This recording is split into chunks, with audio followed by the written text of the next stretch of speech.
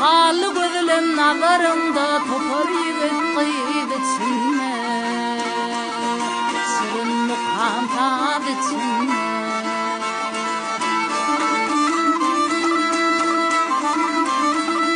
Merzen şehir Askova'da udayan yollar rüyada.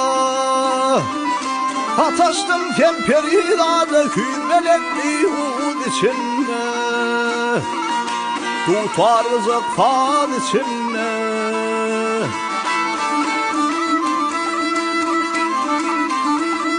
Asıklarını ak seherini tüynedip günlü feherini, bir de mehirli köyleli bir yad içine,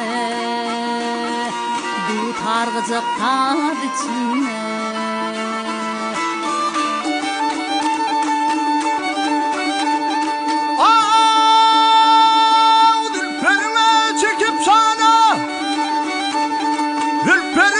Çekip sana beklenip gelir usana, talipim gelir duvana, nerede ödül nerede içinde, sırın mukam had içinde.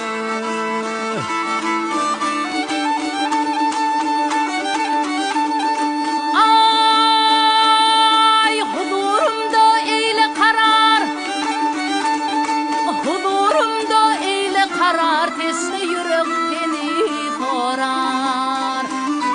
Seyda bulpumu gülsünüm var esreti devran içinde, sırın mukam tad içinde. Mecnun çölün föke föke canımızsa yaka yaka. Temlik derdim çeke çeke pervanan pervan içinde, tutar rızık fad içinde. Aşıkların ak seherine feyle deli bağ içinde,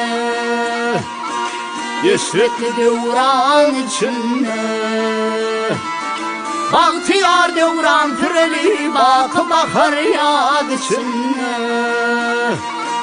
tutar rızık fad içinde, azayıp damad içinde.